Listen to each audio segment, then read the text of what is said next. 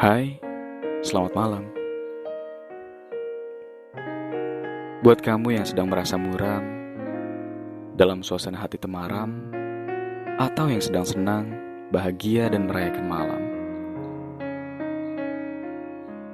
Setiap orang pasti pernah punya masalah, baik besar maupun kecil. Semoga kamu tetap tegar menghadapi masalah. Apapun masalahnya, yakinlah, kamu bisa melewatinya. Setiap masalah yang kita hadapi akan membuat kita jadi lebih kuat, lebih dewasa, lebih baik lagi. Sebelum mulai, gua mau bacain puisi yang relate dengan pembahasan gua nanti.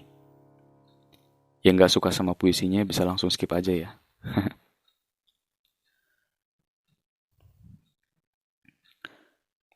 Ada orang yang hanya ingin tahu ceritamu tanpa merasakan empati. Atau sebagai perbandingan, mana yang lebih tragis?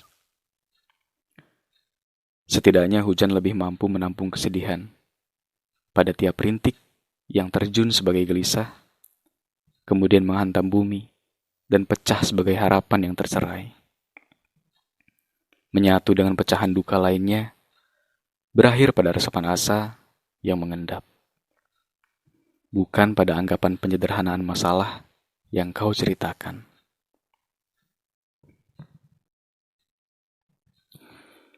Pernah gak sih lo cerita tentang masalah yang sedang lo hadapi, atau cerita tentang apa yang saat ini sedang lo rasain ke orang yang udah lo percaya pastinya? Lebih simpelnya curhat lah. Terus setelah lo ceritain semua, dan lo merasa ada sedikit kecewa. Bukan karena dia gak ngedengerin cerita lo, bukan karena dia gak peduli cerita lo, bukan juga karena dia gak respon cerita lo. Tapi justru karena respon atau jawaban dia yang bikin lo ngerasa kayak sedang dihakimi. Dia seolah ngasih solusi, tapi bikin hati lo nambah gak enak. Pernah gak? Atau lo ada di posisi orang yang dengerin curhatnya. Ketika lo berusaha menenangkan, dengan ngasih pendapat lo, dengan ngasih solusi yang menurut lo baik, malah orang yang curhat itu kayak gak seneng denger pendapat lo. Kalau pernah, berarti lo punya kesamaan dengan pembahasan yang akan gue bawa nanti. Oke, gue langsung mulai aja. Jadi pengalaman ini gue dapat dari sekian banyak orang yang pernah curhat ke gue. Masalahnya beragam. Ada yang lagi naksir orang, putus cinta, ditinggal nikah, masalah keuangan, keluarga, pertemanan, ya banyak lah. Dan kebanyakan yang curhat ke gue cewek. Karena mungkin cewek lebih perasa, jadi gue bisa lebih nangkep apa yang diinginkan si cewek ini ketika curhat. Nah, gue gak bakal bahas masalah yang diceritainnya, tapi lebih ke, gimana nih baiknya ketika dengerin orang curhat. Tapi sebelum itu gue mau cerita sedikit tentang temen gue, yang karenanya akhirnya gue mutusin untuk bikin podcast ini. Dia ini temen gue di satu organisasi. Dia gak mau disebutin namanya, jadi kita sebut aja namanya Martono lah ya. Si Martono ini, dia menurut gue cukup aktif lah di organisasi. Banyak bantu dan sering hadir di setiap acara kalau ada kegiatan. Atau cuma sekedar kumpul dan diskusi, biasanya. Tapi suatu ketika, dia mulai jarang ikut kumpul. Jarang ikut kegiatan, mulai kurang aktif gitulah. Ke kampus pun cuma ikut MK doang. Yang biasanya dia bawa baju ganti dan nginep di kosan temennya atau nginep di sekretariat. Sampai seminggu sekali baru pulang. Sekarang jadi lebih milih buat pulang pergi dari rumah ke kampus. Padahal rumahnya cukup jauh menurut gue dari kampus.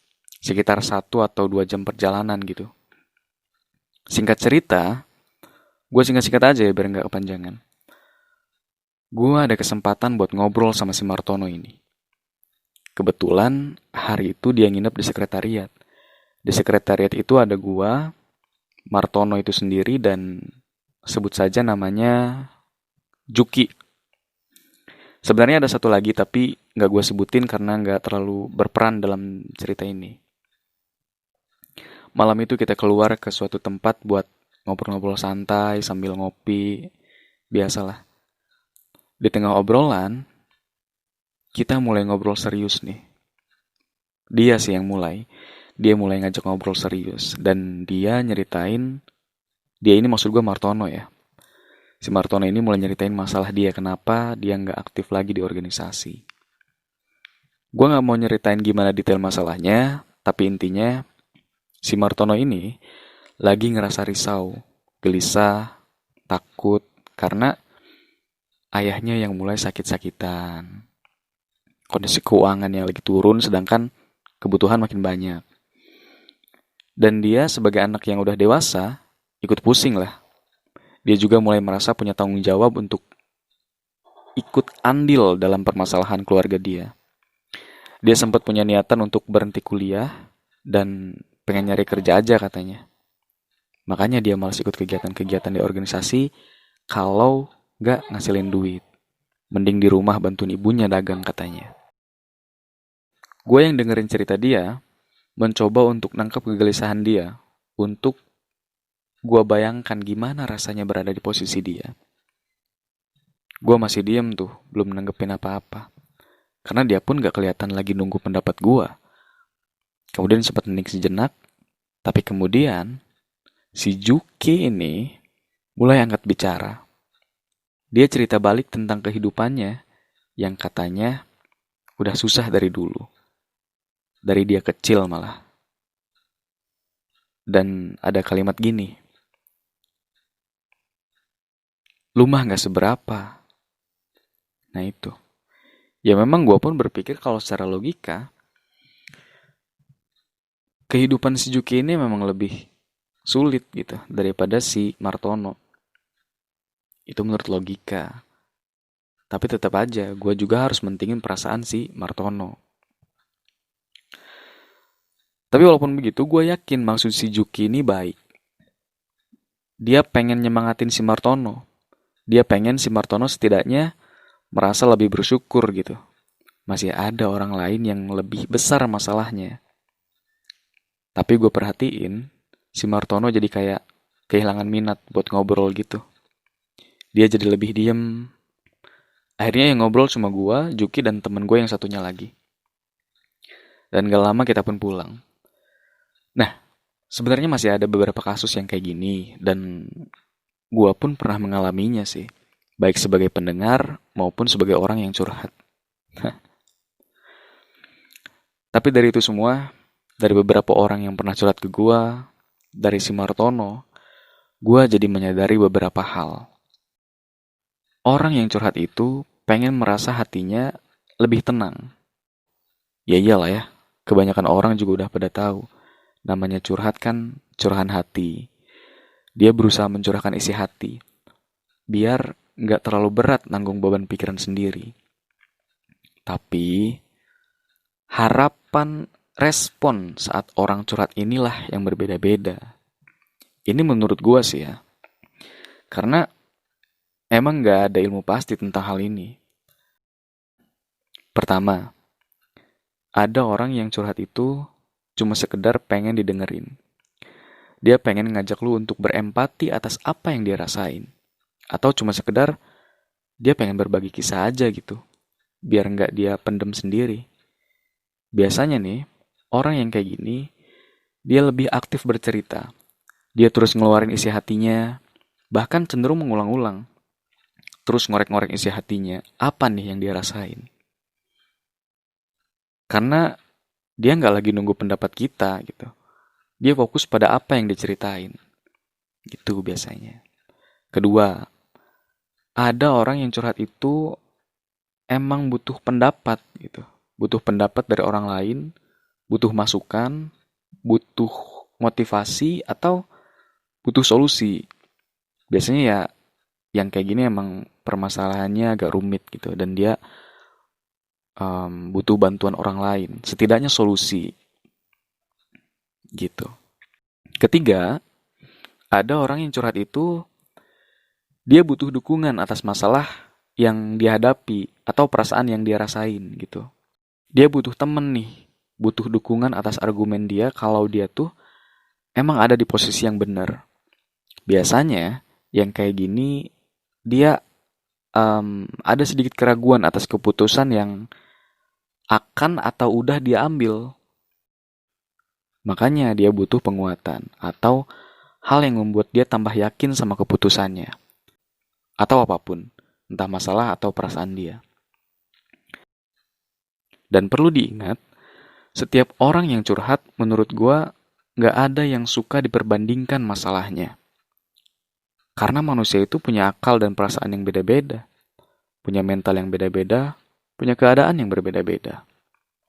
Itulah kenapa Allah ngasih kita masalah atau cobaan yang berbeda-beda juga.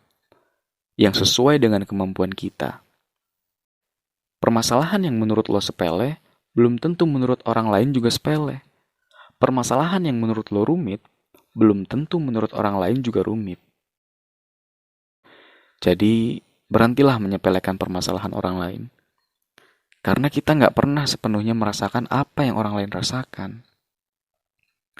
Nah, kalau kasus si Martono ini menurut gua, dia curhat hanya ingin didengar. Dia berusaha untuk menguraikan apa yang dia rasakan.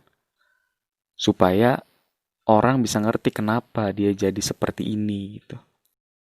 Dan dia juga berusaha mengurangi beban pikiran dengan bercerita. Karena menurut gua, dia masih bisa mengatasi masalahnya sendiri. Walaupun dia punya beberapa pikiran negatif, kayak pengen berhenti kuliah. Itu cuma pelampiasan atas apa yang dia rasakan. Cuma bentuk umpatan atas kegelisahan dia. Atas apa yang dihasilkan pikirannya. Pada intinya, gue cuma mau bilang, hargain orang yang udah mempercayakan lu sebagai tempat curhat. Tempat menumpahkan segala perasaannya.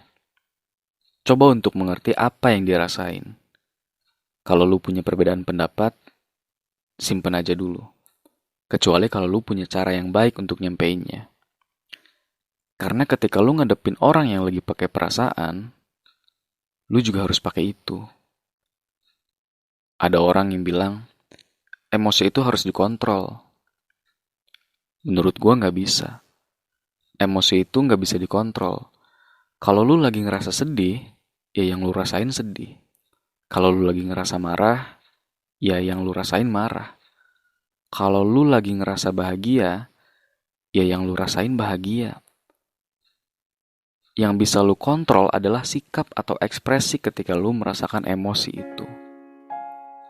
Kalau lu lagi marah misalkan, ya lu akan tetap merasakan marah. Tapi, lu bisa kontrol perbuatan lu ketika merasa marah. Dipercaya sama orang itu susah. Makanya jangan disia-siakan. Ya, mungkin segitu dulu. Terima kasih buat yang udah dengerin dari awal. Dan gue minta maaf kalau ada kata yang salah dan tidak mengenakan. Buat kamu yang udah ketiduran atau baru mau tidur, semoga tidur nyenyak. Semoga mimpi indah.